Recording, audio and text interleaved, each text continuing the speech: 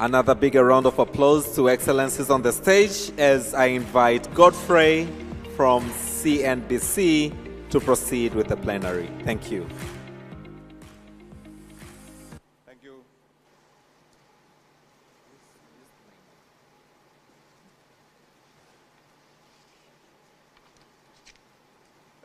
Thank you. Thank you. More now. I'm hoping everyone can hear me. Yes, it appears to be working. Your Excellencies, thank you again for coming through and spending time with your colleagues, if I may say, and of course your partners who are crucial in tackling the question that is before us. And if I may remind you again of the format, I've been tasked to make sure that we can get through all of you to make a point. One, a commitment to this summit about what you're going to do to advance the issue of human capital development on the African continent. And then secondly, I've also been tasked to make sure that I'm able to get 3 recommendations that I can take away from this session as well, that I share with our organizers. And to be able to achieve all of that, I'm giving you 2 things. Number one, first of all, to address the general topic that we're talking about here today. And then secondly, to talk to very specifically to the points that have been given to me for me to ask you. So, reminding you again, our session is on ensuring that the issue that's been brought up, the issue of education, are we ready to create young Africans that are productive and that are able to participate as much as they can in our economies?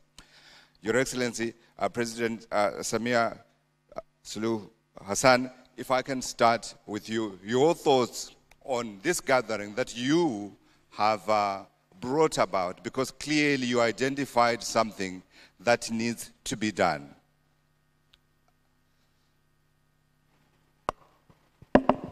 Thank you. Nakushukuru moderator. Kwanza nishukuru kualikwa kwenye panel hii, lakini pia nishukuru kwa swali, na nikijibu swali lako kwamba we ready to invest in education, niseme ndio, yes, we are ready to invest in education. Na kama nilivyosema kwenye hotuba yangu kwamba ni kuwekeza kwenye education peke yake au kwenye elimu ndio kutafanya tujenge society, vijana ambao watakuwa wanajielewa na kujua nini wanapaswa kufanya kwenye nchi zao na hatimaye bara lao. Labda niseme uzoefu wetu Tanzania, tuko tayari kuwekeza kwenye education na tumeanza na early child education au elimu ya awali, ambapo elimu ya awali zamani ilikuwa ni kama sehemu tu ambazo labda wachimba madini, wakulima wanaweka tu vibanda na kufanya watoto wao wasome pale. Lakini kama serikali tumeona hiyo opportunity na sasa tumejenga shule za kisasa kabisa ambazo watoto wale sasa wanasoma. Na ni watoto wa kuanzia miaka 2.5 mpaka miaka 5. Sababu miaka 6 anaanza kuingia primary education. Lakini pia tumetumia fedha nyingi kuwekeza kwenye shule za msingi. Kama nilivyosema, population ya Tanzania ni kubwa na inakuwa kwa kasi. Kwa hiyo kila mwaka tunatumia fedha nyingi kuwekeza kwenye kujenga shule zaidi za msingi, lakini vile vile za sekondari. Lakini pia katika kuwekeza kwenye education tuna level ya sekondari ambayo inaanza kwenye form 1 mpaka form 6, na kwenyewe kwa sababu elimu ya msingi inatoa watoto wengi, lazima sekondari nayo itapokea wengi. Lakini pia tumewekeza kwenye vyuo vikuu. Tanzania ina vyuo vikuu kama 52, 30 ni proper vyuo vikuu na vilivyobaki ni vyuo vya kati au colleges ambazo zinafundisha mambo tofauti tofauti, hasa mambo ya teknolojia. Lakini katika kuwekeza education tunaangalia pia sasa sifa za walimu. Kwanza wingi wa walimu. Tunaangalia teachers students ratio, kusema ukweli bado tuko nyuma. Tunajitahidi kuajiri, lakini bado kutokana na wingi wa watoto bado tunapambana. Lakini tunaangalia pia uwezo na sifa za walimu katika level tofauti. Wale wanaosomesha early child education, wanaosomesha primary na wanaosomesha sekondari, kuwajenga katika maeneo yao, vivyo hivyo vyuo vikuu. Lakini tunaangalia pia mazingira ya elimu, na kwenyewe nako kuna cost implication. Pesa nyingi inatumika kwenye kujenga mazingira ya elimu ili mwanafunzi awe na raha na mwalimu awe na raha kusomesha. Kubwa tunaloliangalia mbali ya ujenzi wa madarasa, lakini usafi wa mazingira, water and sanitation katika maeneo ya shule. Kwa muda mrefu nyuma, watoto wa kike ambao walishafika umri wa kuvunja ungo kuwa wakubwa walikuwa wanakimbia shule kwa sababu mazingira hayakuwa mazuri kwa wao wakati wa haja zao kujisafisha na mambo mengine. Lakini sasa tunajenga vyoo vizuri, tunapeleka maji maeneo ya shule, tumeweka mazingira mazuri kiasi ambacho wasichana wakati wote wapo shuleni. Lakini jengine katika kuwekeza kwenye elimu, nilisema mapema, kwanza watoto wetu kuanzia elimu ya awali, early child education, mpaka secondary school, form 6 before entering university, hawa wote wanakwenda elimu bila malipo, hawalipi. Lakini wanapokwenda university na vyuo vya kati, tuna mfuko maalum wa maendeleo ya elimu ambao wanafunzi hawa wanakopeshwa na wanakwenda kujisomesha. Watakapopata ajira ndipo wanaporudisha hizo fedha. Lakini katika bajeti iliyopita ambayo tunaitekeleza mwaka huu, tumeondosha pia ada kwenye vyuo vya ufundi na mafunzo ya amali, ili wanafunzi zaidi waingie wasome elimu ya ufundi, tuwajenge na uwezo wa kufanya kazi, uwezo wa kuajirika, ili waweze kwenda kwenye masoko ya ajira. Asante sana. Thank you, Your Excellency. As a follow-up question, I recognize that I may cover some of the things that you've already covered. That's okay, you can skip them. But in addition to what you have said and your commitment around girls, I wanted to focus a little more on what policy actions you are going to be taking to create an environment where youth can flourish, where that child, that girl, that boy does not feel the need to cross that dangerous sea into Europe and decides to practice their entrepreneurship here, like we heard from the former, from the Deputy Prime Minister. Asante sana. Ni kweli kwamba katika kuwafanya watoto wetu wapende kukaa nyumbani, kama nilivyosema, la kwanza tunawaingiza kwenye vocational training and vocational studies, mafunzo ya mali na mafunzo ya ujuzi, ili wawe na skills. Na tunaangalia mafunzo ya mali, mafunzo ya ujuzi kwa sasa hivi, kwa maendeleo tulionayo katika wimbi la mapinduzi ya 4 ya viwanda, watoto wetu wanahitaji nini. Kwa maana hiyo tunajenga vocational schools kule waliko. Kwa mfano sasa hivi tuna mradi wa kujenga vocational schools 64 katika kila wilaya ya nchi hii. Kutakuwa na vocational schools. Lakini pia tuna folk development schools ambazo hizi zinapokea wanafunzi ambao wamedrop darasa la 7 au form 4, na wanakuwa wanafundishwa elimu mbalimbali ya ujuzi, skills development, ili waweze kupitia mikopo niliyosema hapa inayotolewa na halmashauri zao, waweze kuchukua mikopo na kuweza kujiajiri wenyewe. Lakini kubwa zaidi tunalolifanya ni rural electrification. Tunapeleka umeme vijiji vyote ili wanafunzi waweze kusoma vizuri kwanza, waweze kufanya practical zao kwenye vocational training, lakini pia waweze kufungua shughuli zao za kujiajiri kule waliko, badala ya kurashi kuja mijini au kutaka kuingia tamaa kwenda Ulaya kutafuta green pastures. Tunajitahidi kuprovide kila kinachokuwa lazima ili wabakie hapa.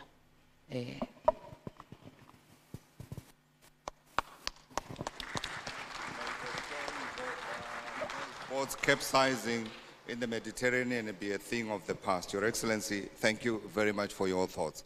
Thank you. I'd like to move on now and invite His Excellency Dr. Julius, President, Republic of Sierra Leone. Again, Your Excellency, the format is the same. Your initial thoughts on this summit and what we need to do as a continent to ensure that, I don't know if you remember. Do you remember the Lions on the Move? McKinsey Institute, Lions on the Move, a report that they released, I think, in 2014, if I am not mistaken, which spelled a rosy picture of Africa that was going to be growing and creating jobs for its people. And then I remember another big report, UNICEF, put together again, Generation 2030, I think, report that was called, again, spelling out this huge opportunity for us to realize as Africans. But warning, if we do not change our trajectory in terms of investment in our children, we would be going nowhere. And I'm saying to you, sir, as you address us today, we are in danger of having a disaster and not the dividend. But let me get your thoughts. Thank you very much. My government is a human capital development government. That was how I termed it even before I started my campaign, because we realized from the in-depth studies that we did before even I embarked on my political journey, that illiteracy, high illiteracy, was a serious hindrance to development in Sierra Leone. So I identified human capital development, and I've taken it through the first term of office. For me, it's not a matter of whether we are ready or not. The need is upon us. And for certain things, you don't have to be ready to embark on them. It is existential if we have to succeed in this 21st century, if we have to move from being at the receiving end of the fourth industrial revolution after having been at the receiving end of all the other revolutions, then we must pre-position Africa by making sure that we invest adequately and consistently in our most precious resource that we have, which is the human capital of Africa. We'll be wasting time to do any other thing in this 21st century, and especially with the looming fourth industrial revolution. We cannot survive, we cannot thrive if we do not position ourselves ahead of the curve. And so, what have I done? I have put aside 22% of discretionary budget of my country, and that goes for education. And I want to assure you that there is efficiency in the use of that, because it's not just the quantum, but also how it is used. We have made sure that we are paying for all, because one of the most difficult aspects is actually access to education. A lot of people are poor. You may say it's $10, but some people cannot even afford that. And so what have we done? We have made universal access to education for every child in Sierra Leone for the past 5 years. And that is still ongoing. But besides universal access, there is another problem, and a huge number of obstacles that make it impossible for certain people. They will start, but they will not continue. So now we are not only paying for kids to go to school, we are also buying core textbooks which are needed in schools. In some of the schools, they do not even have teaching and learning materials. So we have bought that for 12,000 schools in the whole of Sierra Leone. So we provide core textbooks, we provide teaching and learning materials for all the schools that are government schools or government-assisted schools. There is another problem of malnutrition or hunger, which affects certain homes because of their level of poverty. Now we are providing school meals for over 600,000 kids in Sierra Leone. This has not only good outcomes for education or learning, but also and health reasons. And it is also playing into retention and completion. So what we are doing is a comprehensive approach to actually making sure that they don't just have access, but they can stay in school, complete school. And as a result of that, in the whole of West Africa, we are rated as first for completion for girls in West Africa. And we also have free tuition for girls who do STEM subjects. As a result of that policy, for nearly 200 years history of our university, for the first time, women applied for engineering more than any other since the start of Fulbe College in Sierra Leone. And since I challenged the women folk of Sierra Leone, they have consistently led in all transition exams, including the latest which came out last week. 11 of the best performing students were 8 out of 11 of the best performing students were actually girls. So that mentality that women cannot do or do not have the same mental faculty as we do is beginning to go away. We realize that even menstruation was a problem, because when they are not properly attired, they feel shy to go to school. So what do? My wife, using a particular campaign, has been providing sanitary pads free of charge for all school-going children in Sierra Leone. And I talk about menstruation without any fear or hesitation. For a lot of African homes, especially in Sierra Leone, I don't know for here, men don't talk about menstruation. And I say to them, it's just a biological action. And therefore, we should feel free, even as men, dads, to talk to our children so that they feel comfortable and provide them with the necessary support. So every year, the First Lady goes around, supplies to all the schools, and now government has come in, and we are getting support from other non-governmental agencies and also development agencies, because they have seen the utility. When we don't do that, some girls can lose up to 60, 70 days in an academic year from our own calculation. So that is helping out quite a lot. The other thing was, they can study and study and study, but because of poverty, come the transition exam, maybe to go to secondary school, there is a fee, always. They cannot afford it, they drop out. So what we have done is, we have 3 transition exams, the MPSC, the Beke, and the WAS. We are paying for all of those exam fees. We are paying all the exam fees for all of the kids in Sierra Leone. Even when they do their final transition to go to university, there is always a fee for that. And some of the kids will not get their results for a very long time because they have poor parents.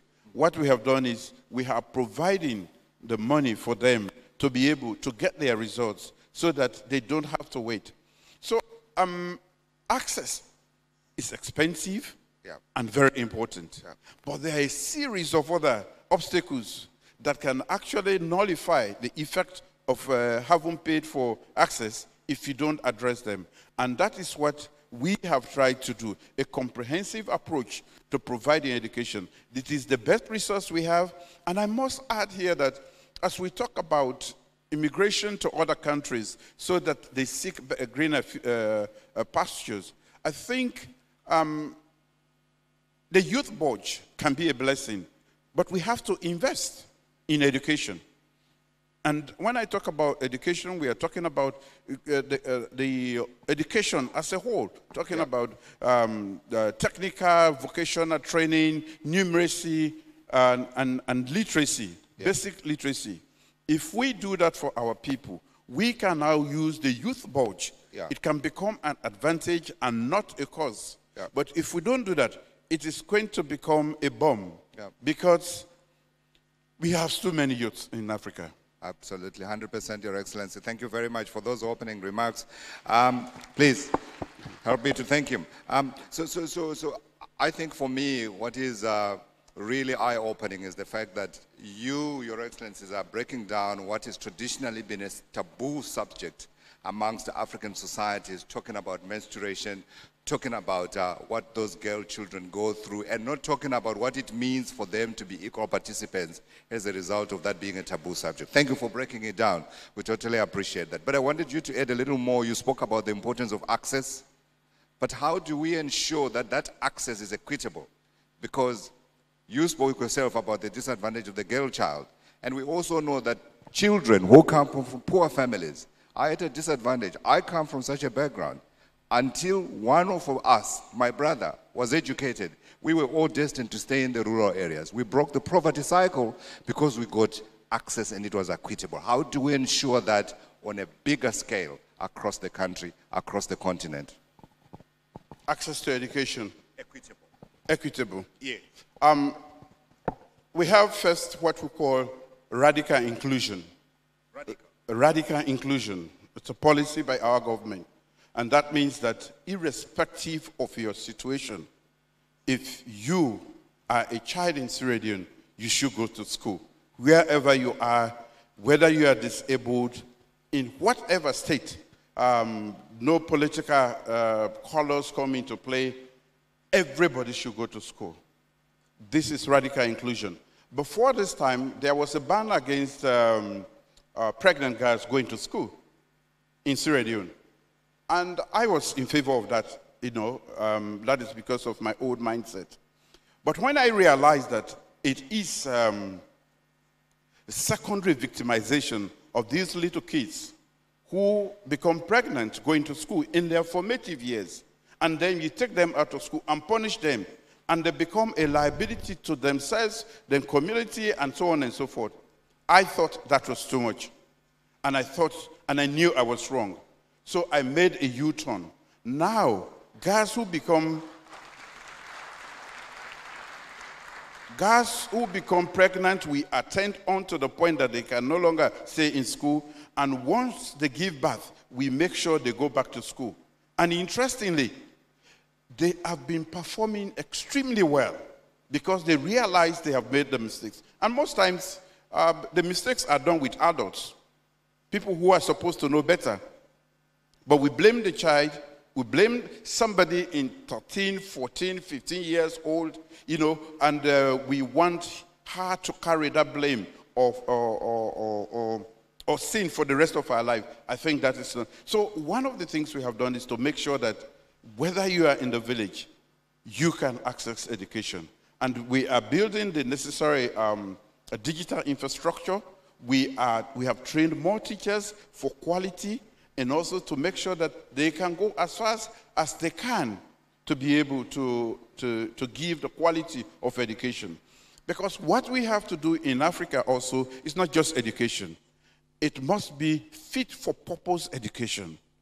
Education that we meet the needs of the future, a digital economy. That is what we are entering. So the things we have done as when we were in school, which we are forcing our children to do, are no longer good for them. So we must look at the future and make sure that our children are acquiring the skills that will make them relevant for the future, not what we did. And that is what most of us as parents do. I did law, I want you to do law. I did medicine, you have to do medicine. No. I think you have to discuss with them. And what have we done? The youth who are going out, 33% of my cabinet are young people. When I say young people, they are youth. 33% of them are also women. I've also passed an act which is, we call the GIWI Act, which makes sure that 30% of all parliamentarians must be women. 30% of all ministers should be women. And I just appointed my cabinet, and I made sure I complied to that because I passed that bill. And in the corporate world and in other fields of endeavor, we are making sure that nothing less than 30% for now, because this is the very first time we are taking this bold action. Yeah. They are women, right across the region. That is the beginning of making sure that the women feel part of us and they can contribute. After all, their population, they are more than 50% of our population. 100%. So it's like trying to do boxing with one hand behind you. Yeah. Even a lazy man like me can fight any boxer with one hand behind him. Absolutely. You're going to lose. You can't do it with one hand. Your Excellency, thank you very much for those thoughts. Thank you. Thank you. And it's interesting. It sounds like, again, you were listening to the youth that were attending this seminar that I told you about. One of the things they said, you know, children speak sometimes a little too forcefully.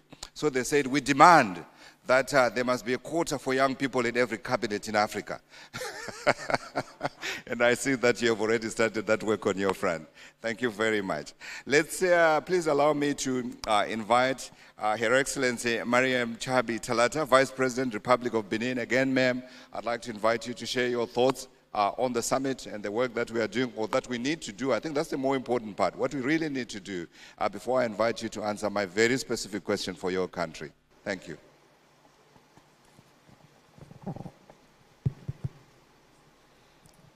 Merci beaucoup.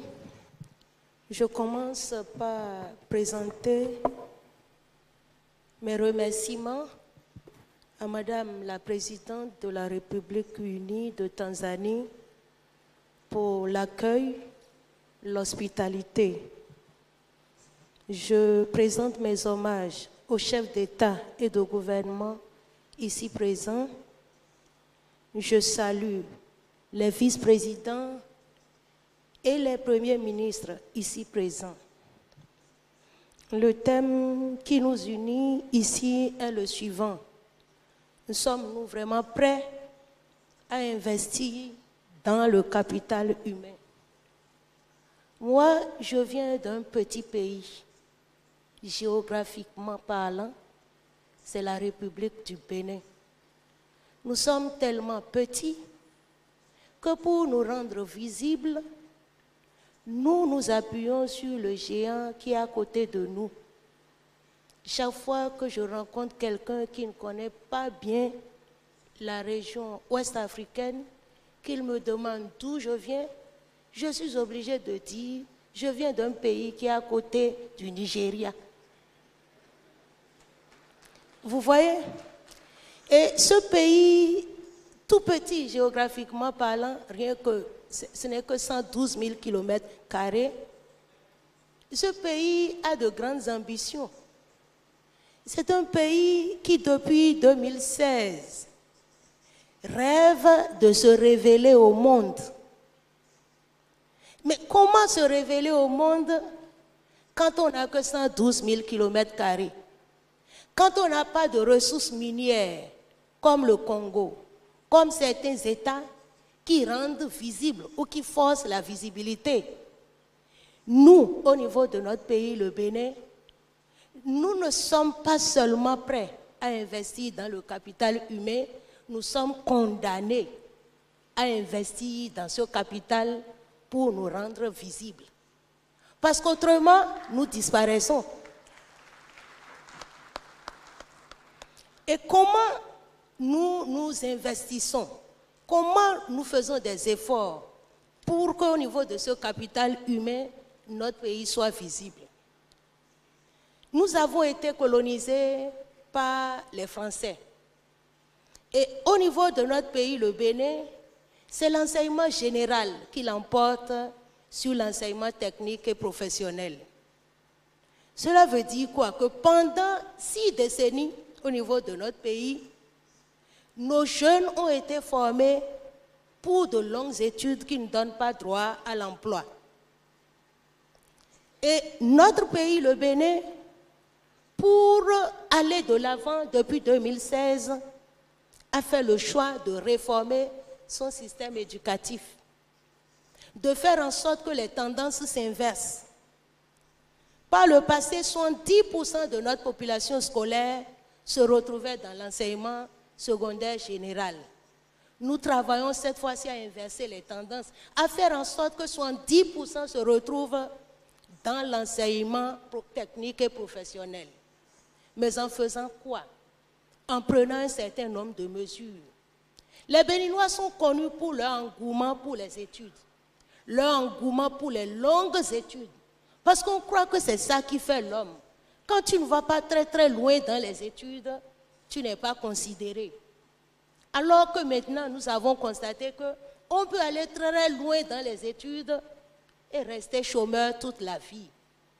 Nous travaillons à y mettre un terme, en faisant en sorte qu'il y ait de la qualité dans l'enseignement que l'on donne. C'est la raison pour laquelle nos premières actions en 2016 ont été d'arrêter les créations anarchiques d'écoles et de collèges. Les villages réclament des écoles, même s'il n'y a que peu de gens pour y aller. Les villes réclament des collèges. Depuis 2016, nous avons suspendu cet élan-là, parce que ça ne mène nulle part. Parce que pendant que l'on réclame la construction d'écoles, la création d'écoles, nous manquons d'enseignants qualifiés. Nous manquons d'enseignants qualifiés.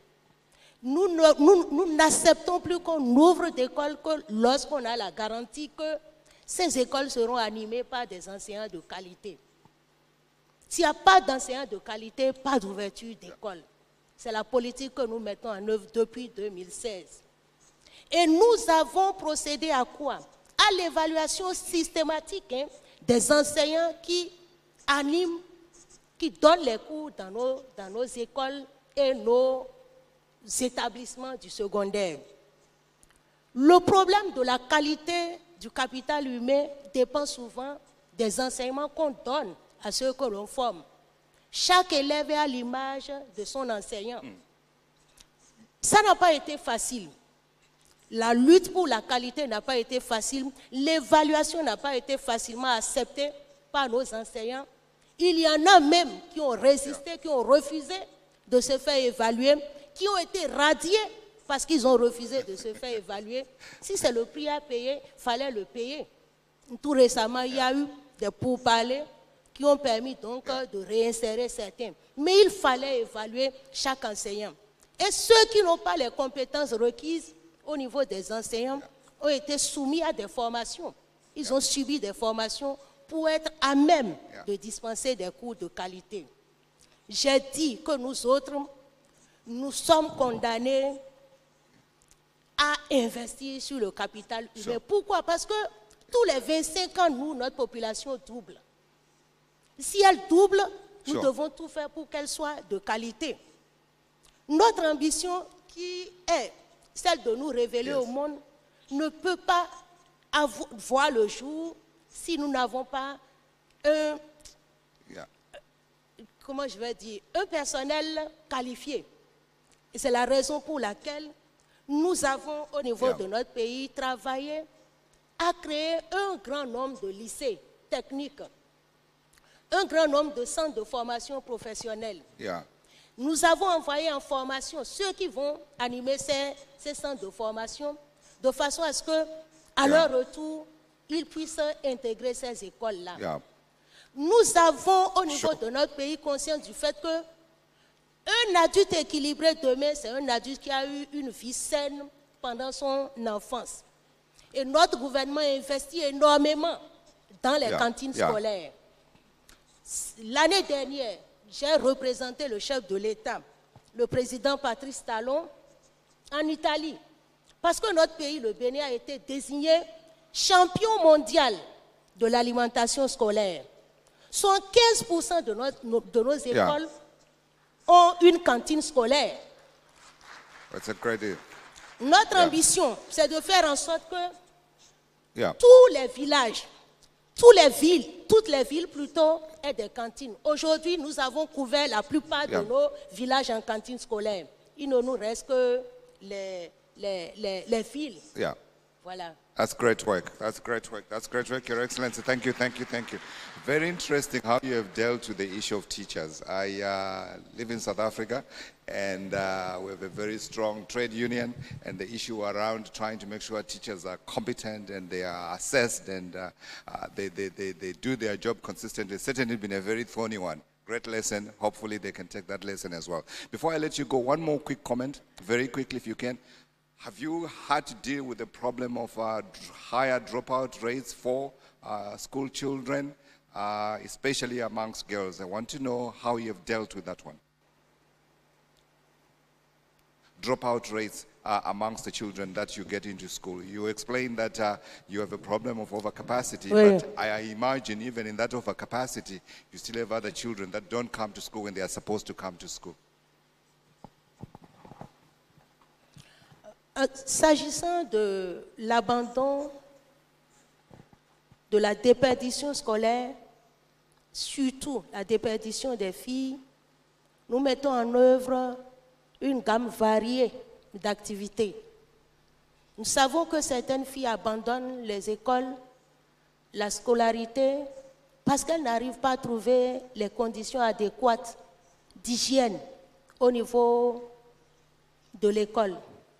Depuis 2020, la première dame de notre pays, à travers la Fondation Claudine Talon, met en œuvre un programme de distribution de couches aux filles pour limiter les taux d'abandon.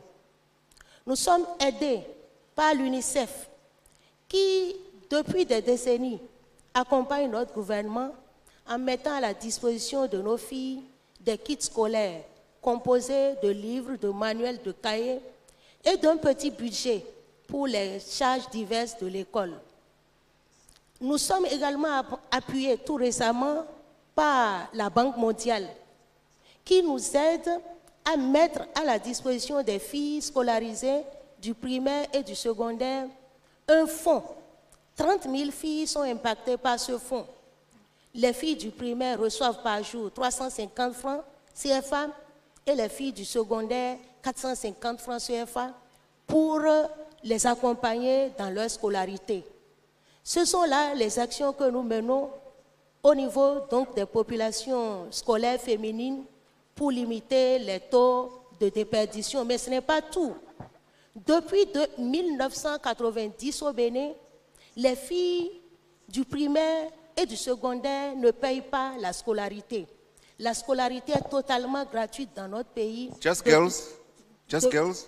Oui, pour Just les the filles. girls? Oui, pour le moment. Okay, On boys va pay, atteindre les girls hommes don't pay. après. Oui, Fantastic. voilà. Depuis 90. Positive discrimination. Positive discrimination. Your Excellency, thank you very much for your contribution. May I invite His Excellency Cleopas Dlamini, Prime Minister of the Kingdom of Eswatini. Again, Your Excellency, it's your opening thoughts. If you're able to bunch them together tightly and we get the message across, and then I'll come to you with my very specific question, especially made for you. Special meant for me? Yes, sir. It's coming. Thank you. Let me take this opportunity to thank the government of the United Republic of Tanzania, and in particular to thank President Samia Hassan for the excellent arrangement which they've put into this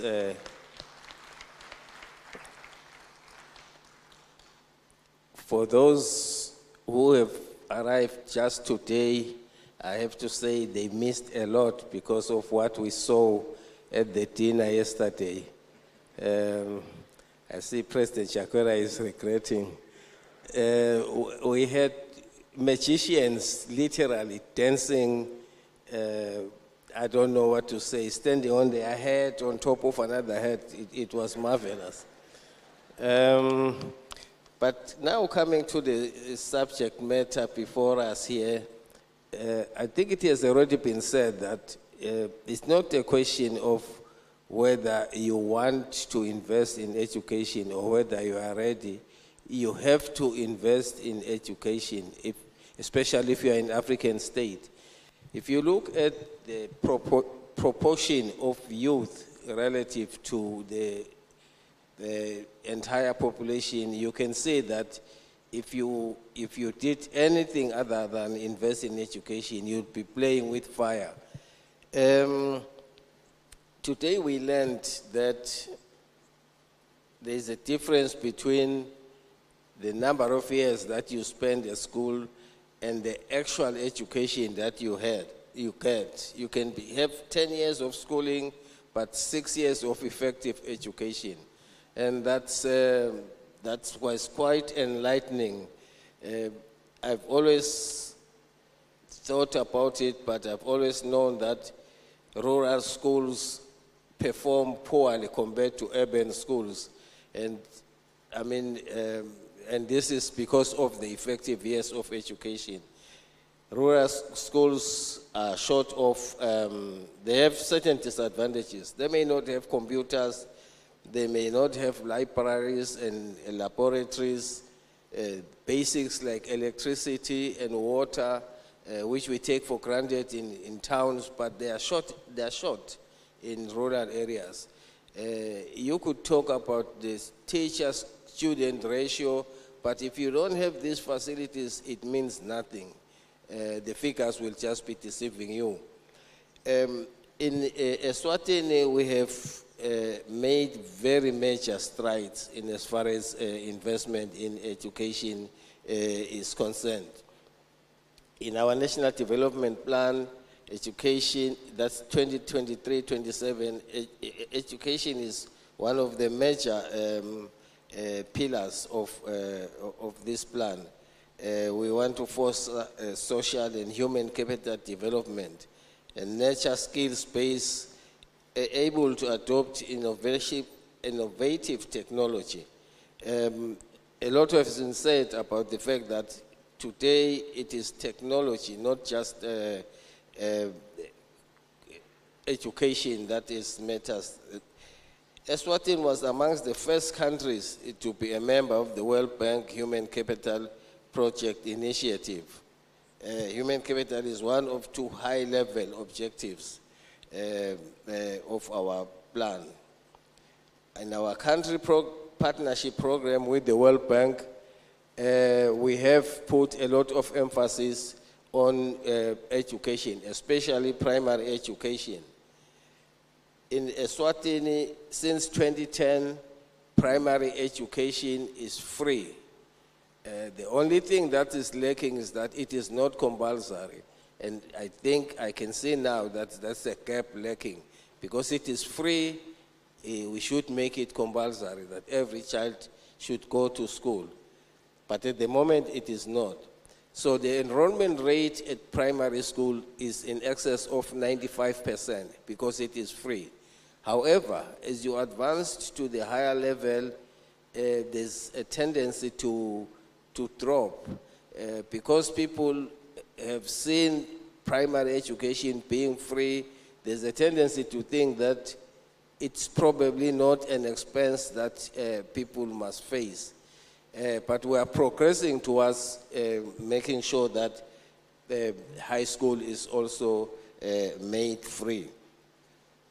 The quality of education itself, as I've already said, is a major factor in making sure that what we develop from, what we gain from that education is in fact effective. So what we have done now with we have created tertiary institutions, post-tertiary institutions such as TVETs and other colleges that teach skills-based kind of learning. Because what we see is that when people drop out, maybe after secondary school, they tend not to have the right skills for the job. So we have training that we get from different countries that help us with this, and we teach these skills to the schools so that the children who leave school and are not yet ready for work, they can be trained even illiterate people, motor mechanics, electricity, and all sorts of things like that. Sure. So this is what we are trying to motivate and encourage.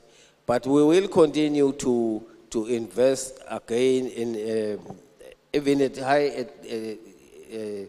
university level.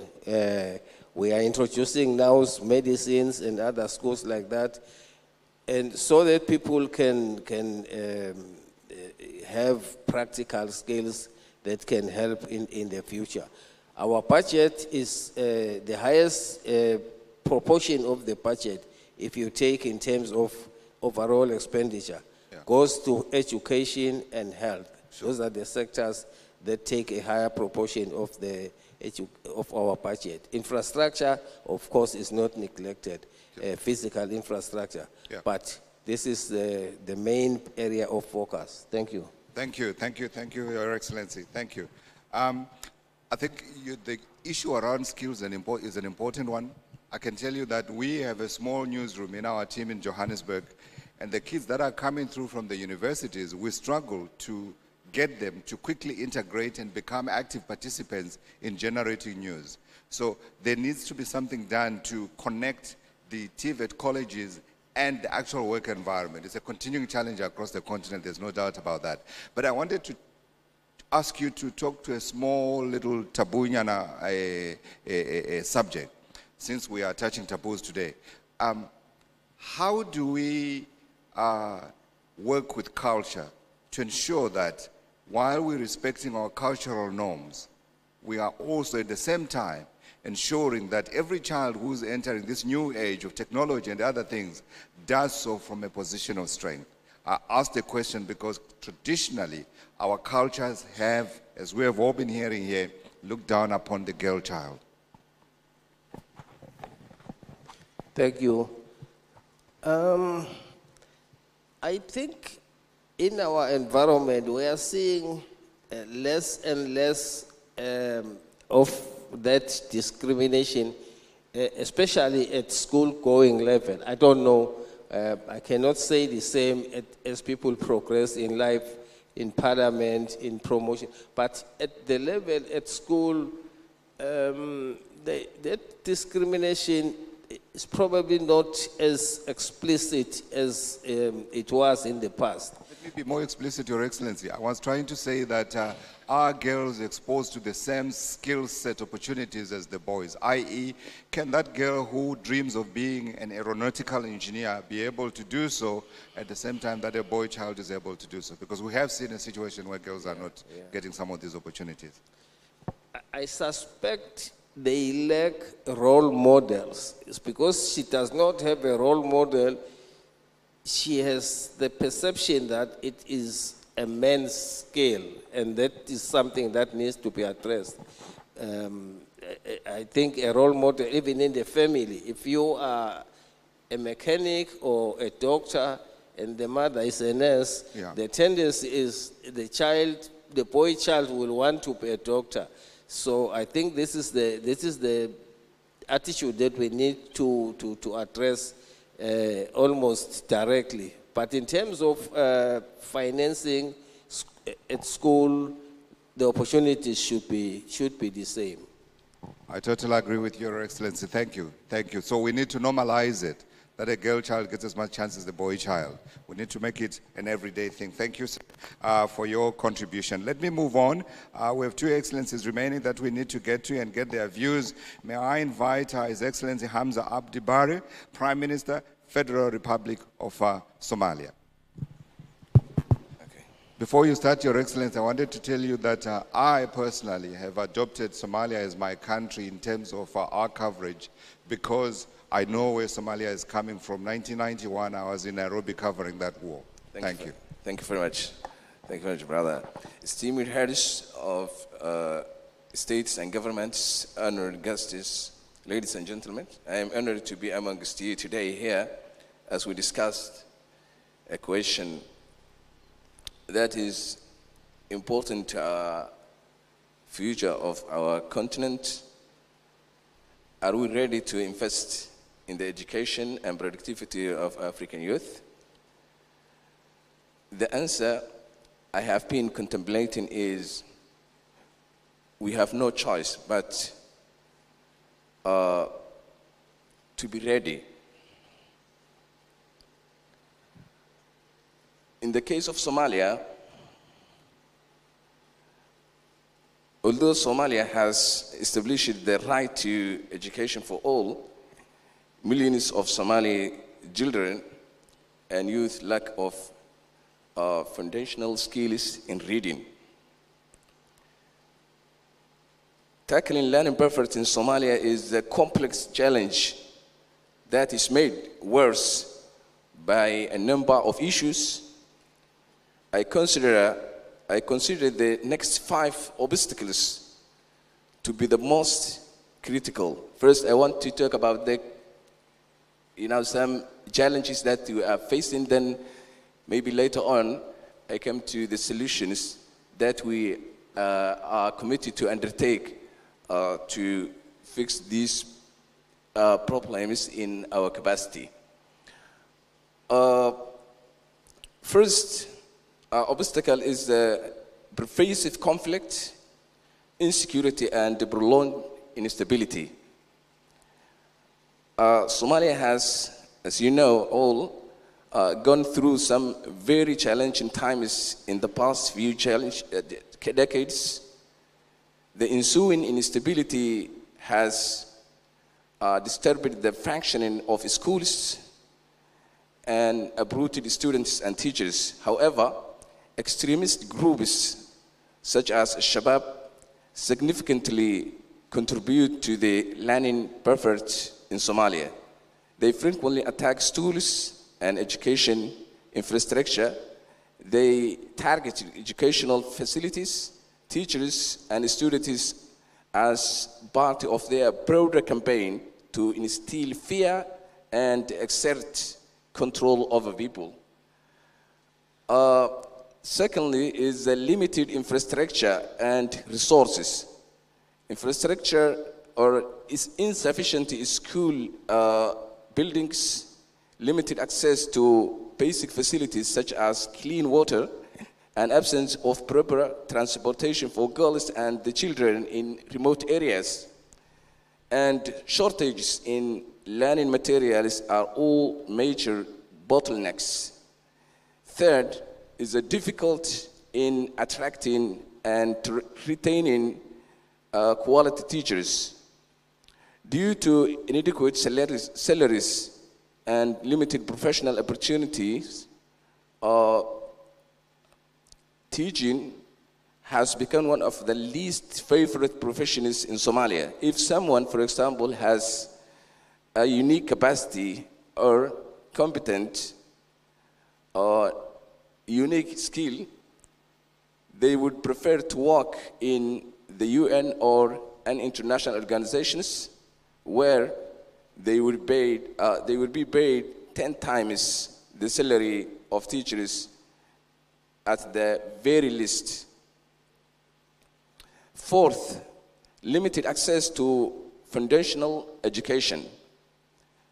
Statistics indicate that only half of the children in Somalia are enrolled in primary school.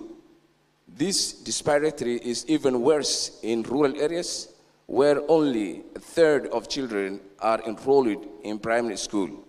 Socioeconomic factors such as poverty constitute the biggest factors stopping families from sending their children to school. And fifth, and perhaps the most impactful factor, is climate change. And climate change is the key factor in the disruption of educational infrastructure.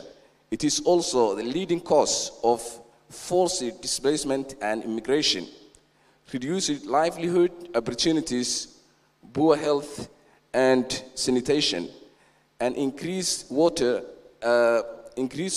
and food insecurity. Thank you very much.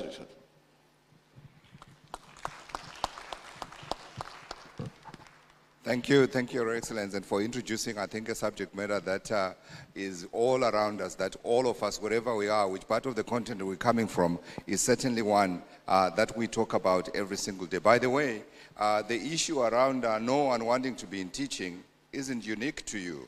Across the continent, teaching is no longer the revered profession it used to be, because teachers are not, may I say, well paid. It's not paying anymore. And people who are passionate about teaching have been forced to leave the profession and move on to others. It's something that we should reflect on and find a way of glorifying so we can get our teachers back into the profession. Your Excellency, I wanted to follow up one more question for you, and this is around the challenge of tackling learning poverty. I think we heard the figures, they are terrible figures. We are all to blame on the African continent. I wanted to know what you are doing to tackle that learning poverty. Thank you very much. As you all may be aware, the government of Somalia has undertaken a comprehensive campaign this past year to eradicate extremist elements across the country, to bring the peace first. And you can only imagine the strain these activities would place on our national spending.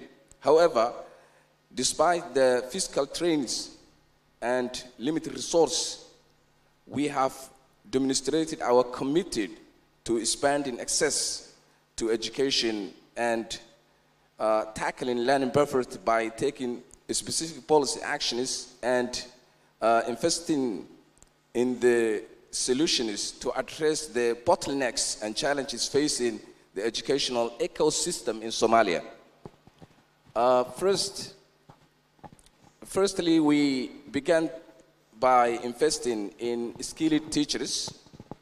This past year, we have competitively recruited 3,000 teachers, increasing the number of teachers in the government payroll by more than 300%. Secondly, we aimed to address the challenge of access to quality education by allocating resources to build or rehabilitate schools. Third, we aimed to address socioeconomic disparity by providing school guarantees and ensuring that no child is left behind. The small investment we are making today will allow education to be the catalyst for lasting peace, prosperity, and unity in Somalia.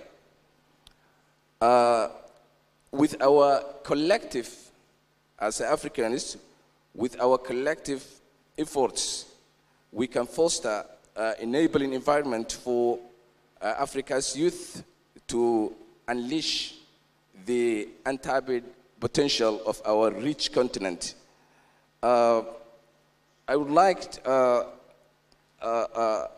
conclude and to express Somalia's deep commitment to investing in its people, and I am pleased to announce that Somalia is joining the Human Capital Project Country Network as the 89th member. Thank you very much. Thank you. And thank you for anticipating my last question as well. You have already declared the commitment. I'm coming back to Your Excellencies to come for my one commitment from you as we close. If I can come to you, Prime Minister Dlamini, your one commitment to us here listening today about what you're doing to advance our goal of ensuring that we realize the demographic dividend. Just one.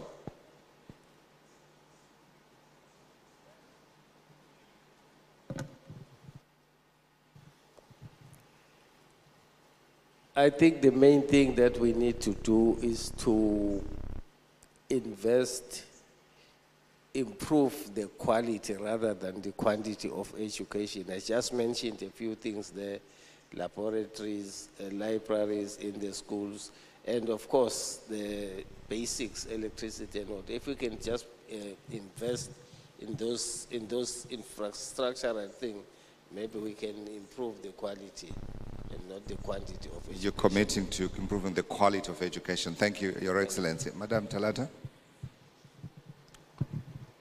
Your Excellency, Talata, your one commitment to the summit in terms of what you're going to do to push so that we're able to realize the demographic dividend.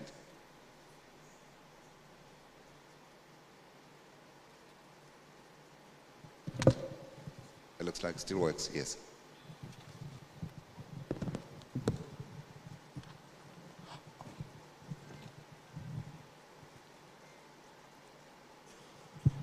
Au niveau de notre pays, le Bénin, je l'ai dit tantôt, notre objectif, c'est de nous rendre visibles et d'inverser les tendances.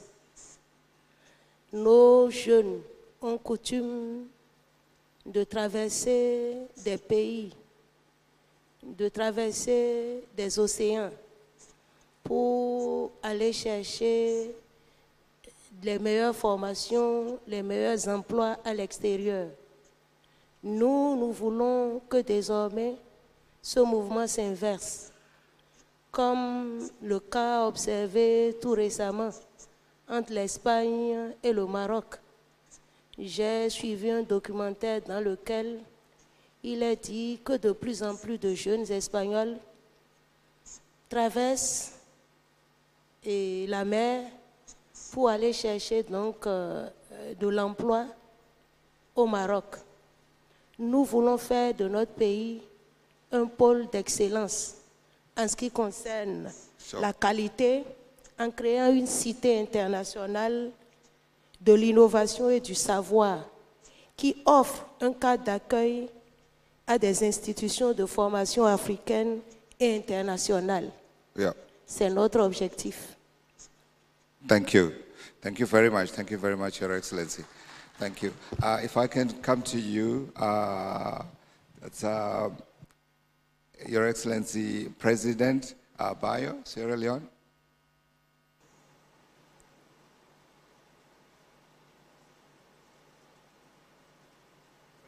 Thank you very much. I think my commitment would be to make sure that the youth are in the front seat of everything that we do about them.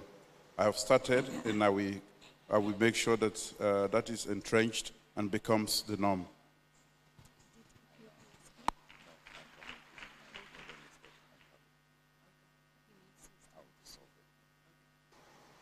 Thank you. Thank you, Your Excellency. Sorry.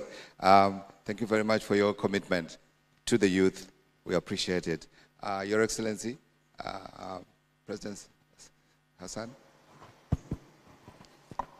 Kwa upande wa Tanzania tuna commit kuendelea kuwekeza kwa watoto na vijana ili kujenga taifa lililo bora, na commitment yetu haitaishia ndani ya taifa lakini hata kwenye program zetu za kikanda, regional programs. Tutahakikisha tunawekeza ili tusome kwa wengine na wengine wa nchi jirani wasome kwetu kwa maendeleo ya bara letu. Asante sana. Thank you very much. Thank you, Your Excellency. I'd like to apologize to His Excellency. Can I say the last word? Yes, ma'am.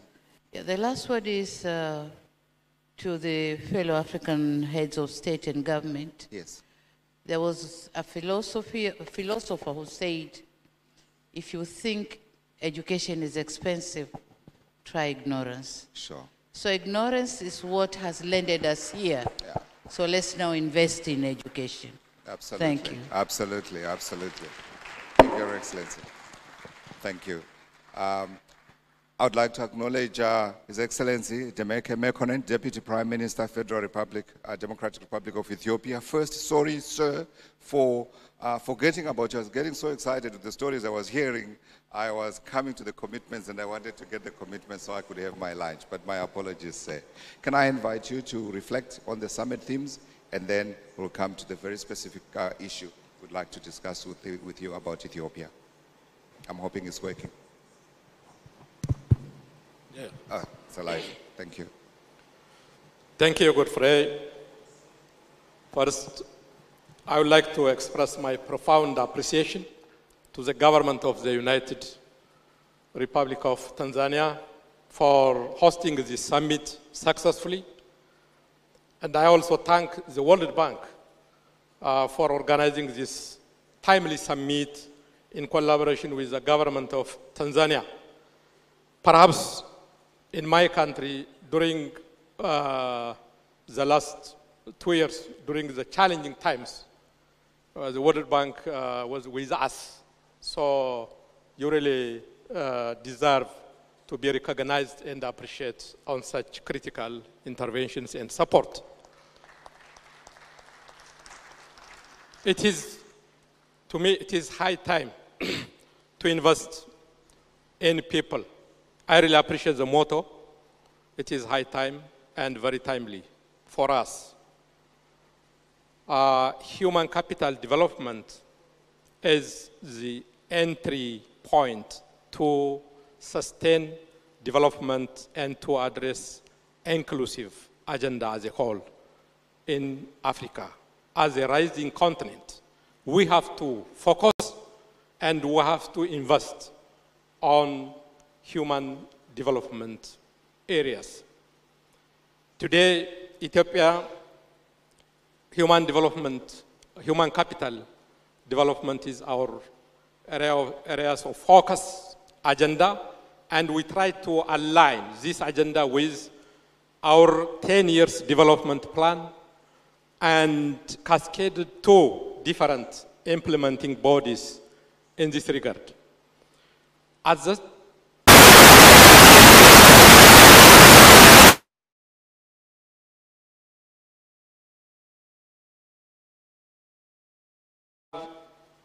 few pillar agendas on us. The issue of access.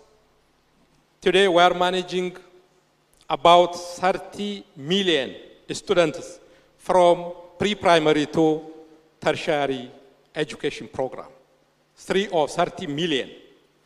From this, we're also 5.2 million students are benefiting from school feeding programs, especially in drought-affected areas, in remote and in the pastoralist areas, and in other pocket areas.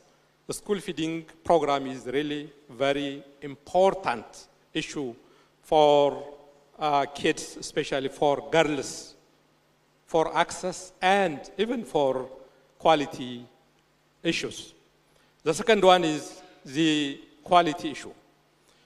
To ensure the quality issue, we developed a package, a school development program, leadership program, curriculum development, and other necessary inputs around the one. This is really very important for successful learning outcomes and the like.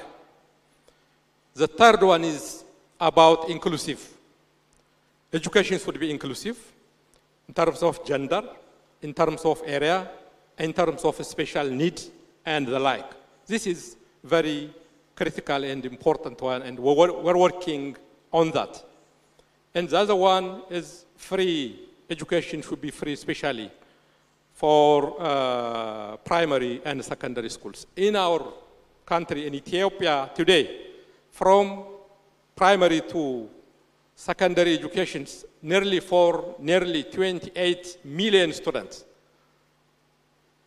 School service is free at all.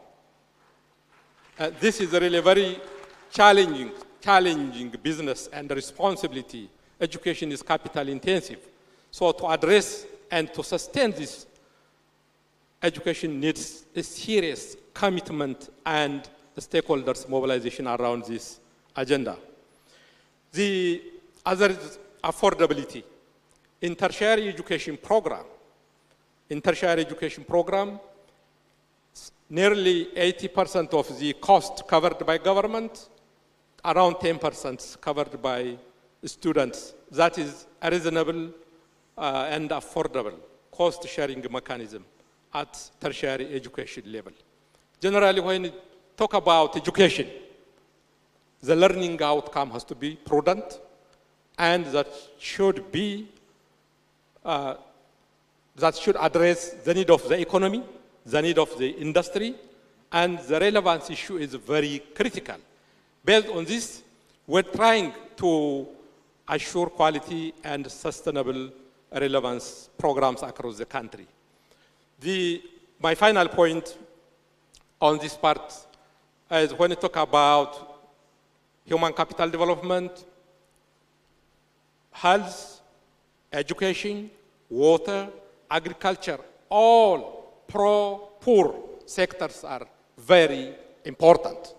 Our approach in terms of budget and leadership is we're focusing on poverty-oriented sectors. For example, 60% of our budget allocated to pro-poor sectors, to education, to health, to water, agriculture, to ensure nutrition, food security programs, and others.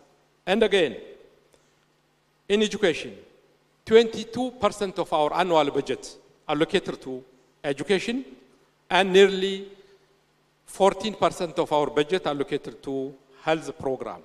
Our plan in the upcoming times, especially by 2030, to increase this 22% to 24%, and now, from our GDP, 4% of our budget goes to education.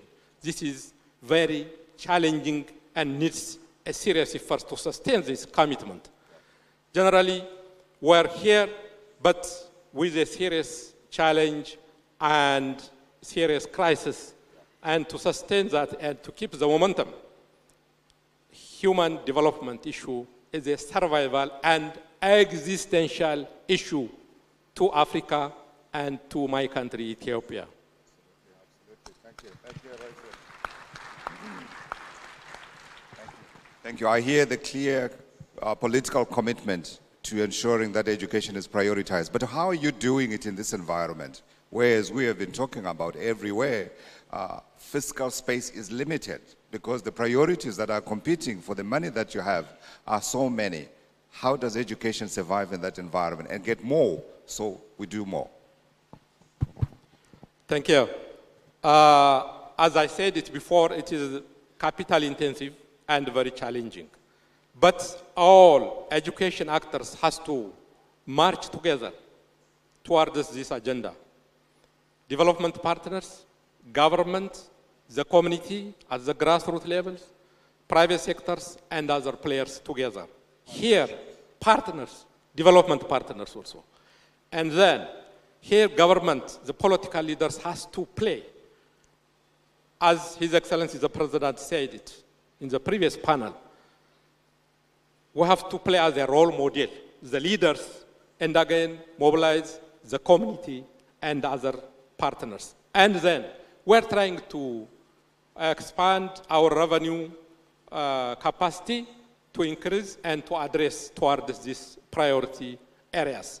But the major players here, the communities. The schools has to be owned as the grassroots level by the local community, the parents and other players together. All these efforts will reach to this trajectory to address this problem. Thank you, Your Excellency. Would you have one final commitment for us? Yes? One final commitment that you commit to achieving? Yeah. Thank you. Really, the issue of deliverables is very critical. Here, my commitment, number one, political commitment. Leaders has to be committed. We are committed for this. Second, allocating the proper resource and mobilizing all actors. And this program has to be owned by the communities and creating conducive environment to development partners and other actors. Thank you. Thank you, thank you, thank you, thank you. And thank you, ladies and gentlemen, for your patience, and thank you, Your Excellencies, for your patience, for your time, for your insights. Thank you again, and we resume the program. Thank you very much. Thank you. Excellencies, a bigger round of applause to our distinguished presidents.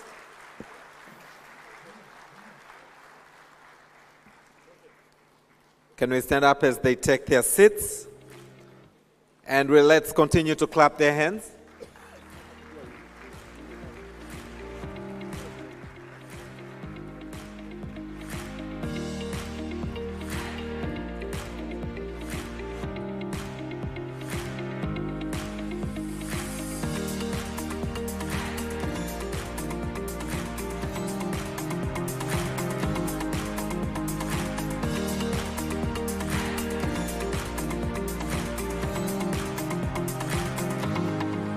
Kindly be seated. Thank you very much. So we are now going, before we break for lunch, we are going to have photos taken. This is a very high-level event to miss a photo moment.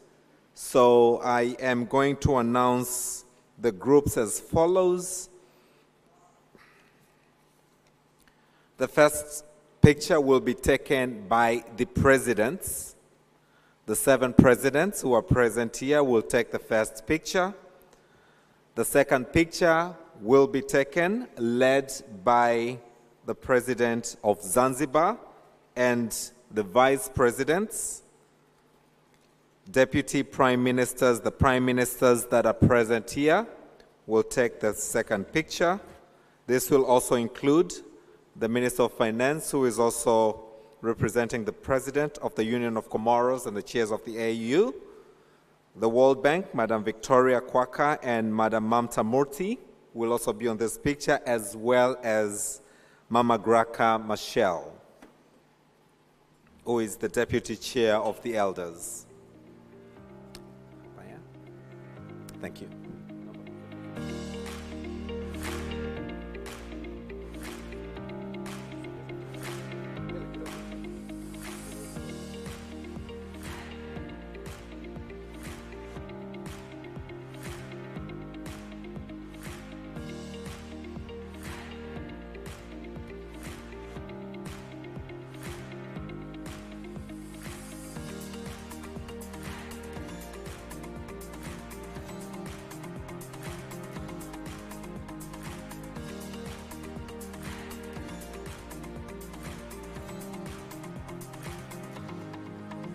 Heads of delegation that are present here will take the third picture, to be followed by international and regional cooperation bodies representatives who are here.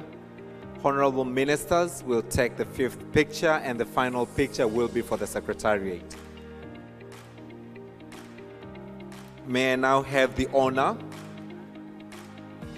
to invite back to the stage Her Excellency Samia Suluhu Hassan, President of the United Republic of Tanzania. May I also kindly, you'll use these stairs to come up and those stairs to go down. May I also invite His Excellency Philippe Jacinto Nyusi, President, Republic of Mozambique. May I invite His Excellency Andy Rajoelina, President, Republic of Madagascar.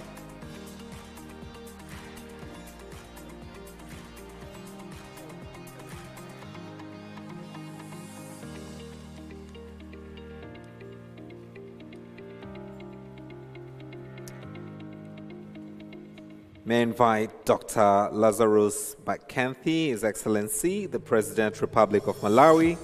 May I also invite His Excellency Carlos Manuel Villanova, President, Democratic but not least, Dr. Julius Maada Bio, President, Republic of Sierra Leone.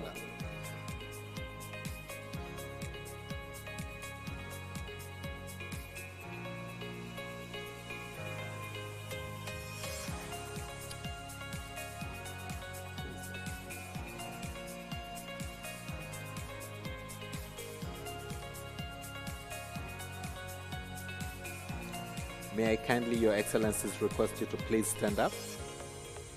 Thank you. The next pictures, you will all be seated. And if you can come together, yes, like that. Wonderful.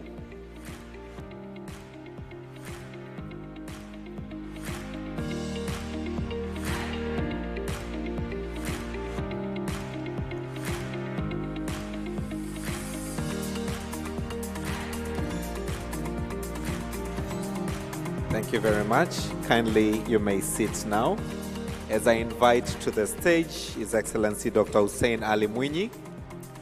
Kindly come to the stage. Your Excellency, please remain on the stage. Yes. Yes. Yes. To be followed by His Excellency Hussein Albigabi Akoy Agani, Vice President, Republic of South Sudan. Welcome to the stage. May I also invite Her Excellency Mariam Chabi Talata, Vice President, Republic of Benin, to kindly come to the stage.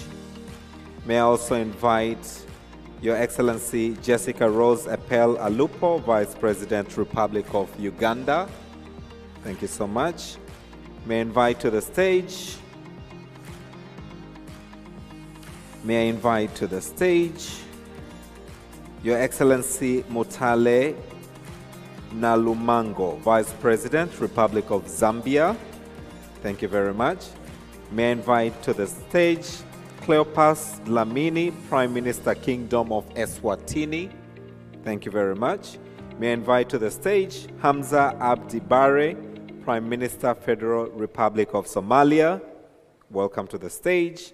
May I invite to the stage Your Excellency Gervais Ndirakobuka, Prime Minister, Republic of Burundi. Please welcome to the stage.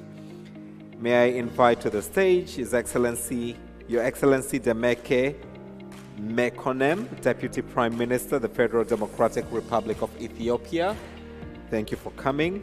May I invite to the stage Your Excellency Olavo Avelino Garcia Correira, Deputy Prime Minister, Republic of Cape Verde. May I also invite to the stage Your Excellency Abdurrahman Abdulazak, Chair, Nigeria Governors Forum. Thank you. May I also invite to the stage Honorable Mohamed Chanfiu, Minister of Finance, representing the President of the Union of Comoros. Thank you so much, who is also the Chair of the AU. Madam Victoria from the World Bank, as well as Dr. Mamta Murthy from the World Bank. Thank you so much. Mama Graka Machel, we are honored to also have you on this picture.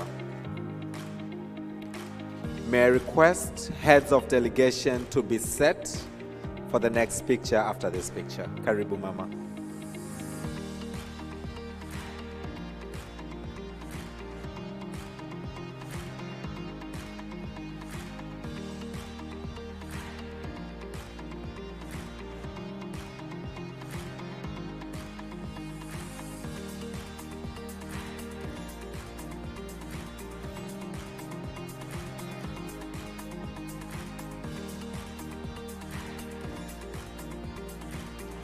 Asante sana, please use the stairs on your right hand. The presidents, please remain seated. The members at the back, kindly use the stairs on the right hand to exit the stage. As I invite through your right hand, the heads of delegation, kindly you will stand behind the presidents. Algeria, Angola, Botswana, Comoros, Djibouti, DR Congo, Egypt, Gabon, Ghana, Ivory Coast, Libya, Namibia, Nigeria, Rwanda, Seychelles, South Africa, Togo, Tunisia, and Zimbabwe.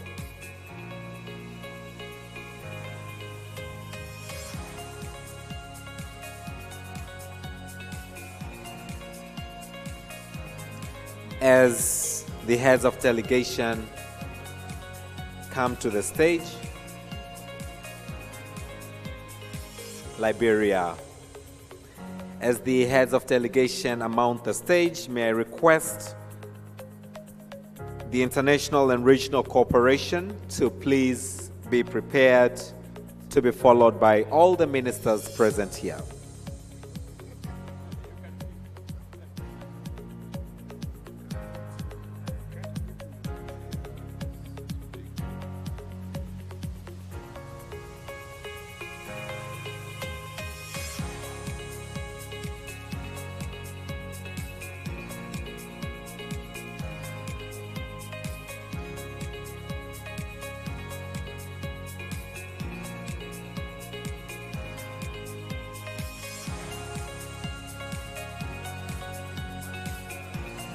Thank you very much. Let's exit the stage as I invite all those representing regional and international organizations present to please come to the stage. The next picture will be for all the ministers present. But for now, international and regional bodies that are present here.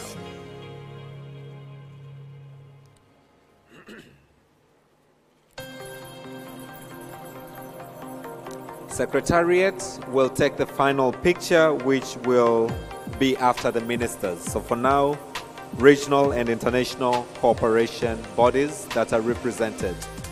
Karibu.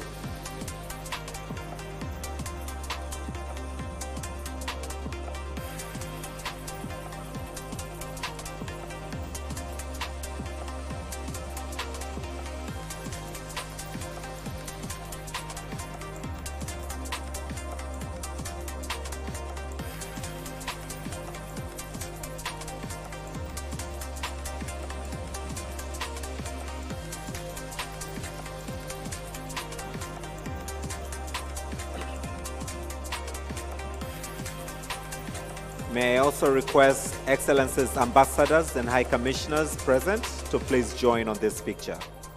Excellency Ambassadors and High Commissioners present to kindly join on this picture. The next picture will be of all the ministers present, and the final picture will be Secretariat. Can we give a room for the Ambassadors and High Commissioners to kindly pass? Thank you.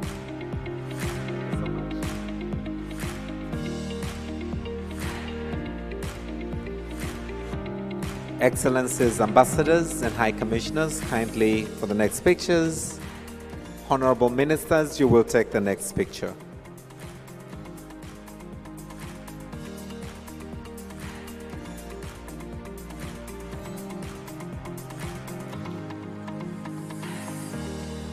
As they come, I would like to pass them an important announcement that the presidents, the VVIPs, will be led by Chief of Protocol for lunch, but this will also include foreign ministers and heads of delegation. Other ministers and diplomatic corps will have lunch on the 3rd floor, Kilimanjaro Hall. The rest of us, we shall take our lunch at the marquees outside.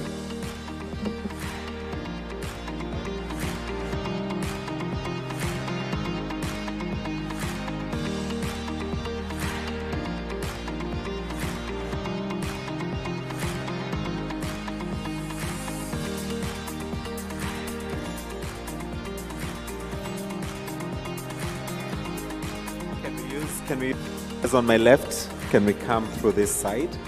As I allow the ministers now, request the ministers to come through to the stage through the stairs and stand at the back.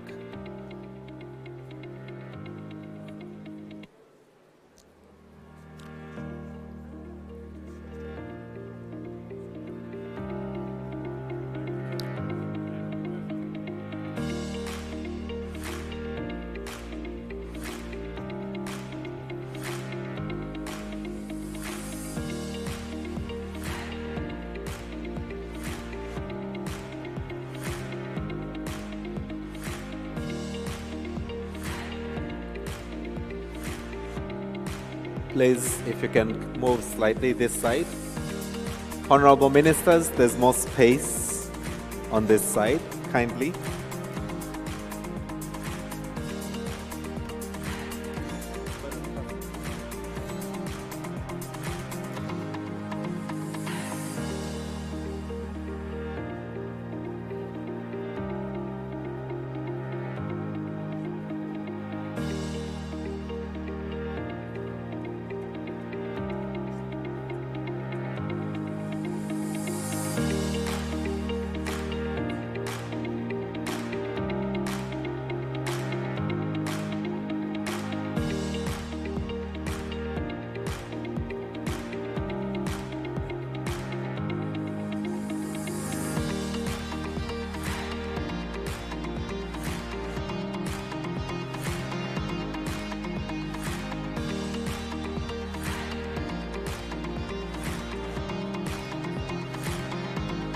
Thank you very much. And the final picture is the Secretariat. The Secretariat. Excellencies, the next picture is taken by those who organized this summit. And as they come, may I request the Secretariat to please come to the stage for the final picture. And as you come to the stage, I would like to read this special message.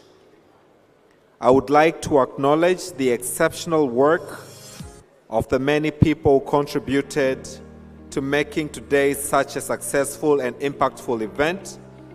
The joint teams of officials from the government of Tanzania and the World Bank have been working tirelessly over the past months. Please join me in recognizing their hard work, their teamwork, and their exceptional efforts. I would also like to recognize the generous support of our sponsors for this event, including the Gates Foundation, the MasterCard Foundation, the Early Learning Partnership, and the Government of Korea, and the Global Financing Facility. Thank you all. Can we put our hands together for this team that has made this event a great success?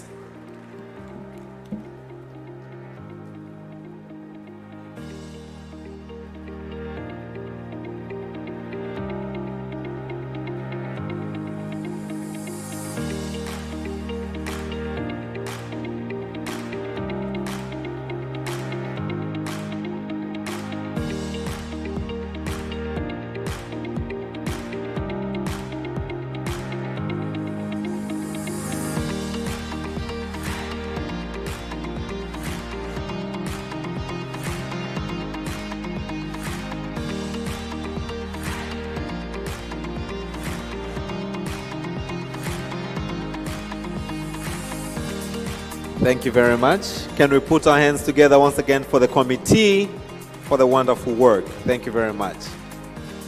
Excellencies, may I now request you to proceed for lunch through this door. Karibuni sana, enjoy your lunch.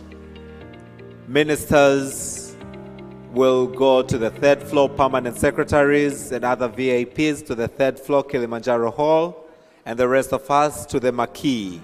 Thank you so much.